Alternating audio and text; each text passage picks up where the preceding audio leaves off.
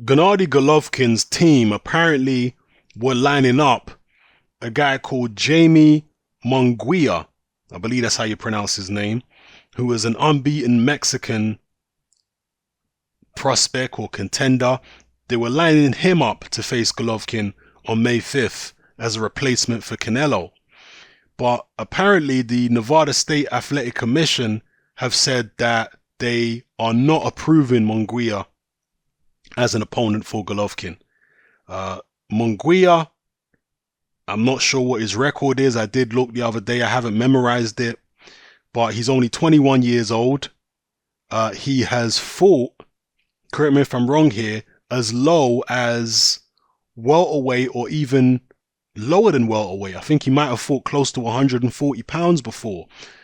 He did, however, as is customary with many Mexican professionals, he did, however, turn pro very, very young. Like when he was 16 or 17 or something like that is when he turned pro. So therefore, a guy who turned pro that young is still growing, you know. So it doesn't necessarily mean he's not a fully fledged middleweight at this point, or at least a fully fledged light middleweight.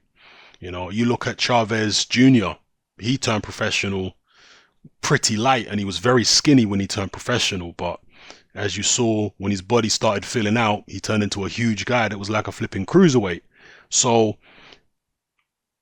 Munguia might be a decent sized middleweight. I don't know. I haven't seen him fight. But whatever the case may be, the Nevada State Athletic Commission have refused to allow that fight to take place anyway. So you've got guys like Demetrius Andrade and Ramirez, the WBO super middleweight champion, who have thrown their name, they've thrown their hats in the ring.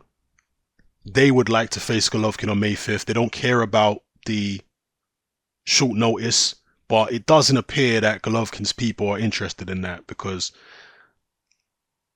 at a guess, I think Golovkin still wants the Canelo fight if it can be made in September, and him and his people do not want to take on anyone too dangerous before they manage to get that big payday against Canelo in a rematch. That is my feeling. They're not willing to take on an Andrade or a Ramirez or any of these dangerous guys, dangerous southpaws and stuff like that.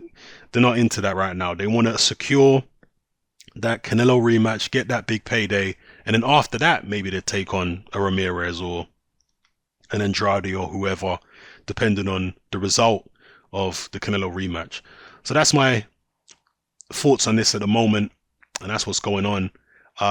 In terms of who is the front runner, it may be still Spike O'Sullivan. And I don't give O'Sullivan much of a chance. He can punch, but Golovkin has proven so far in his career that he's got a tremendous chin. I mean, some of the shots that Danny Jacobs hit him with, yeah, they buzzed Golovkin a little bit, but jeez, man. I remember that left hook right hand combination he took late in the fight that spun his head right around. I was amazed that Golovkin was able to take them shots that well.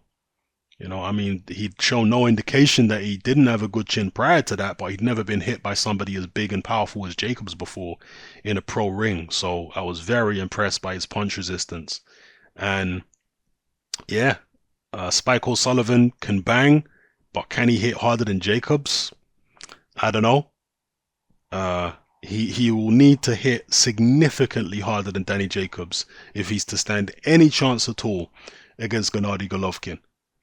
Because stylistically, Golovkin's gonna love fighting Spike O'Sullivan. He can set up his shots behind his good jab. Golovkin's got a much better jab than O'Sullivan.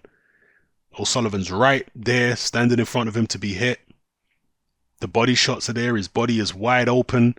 I don't see O'Sullivan lasting long if he fights the way he normally fights, just coming forward and attacking. I don't see O'Sullivan lasting long. He'll probably go for broke, and that's all he can do, but I don't see him lasting long.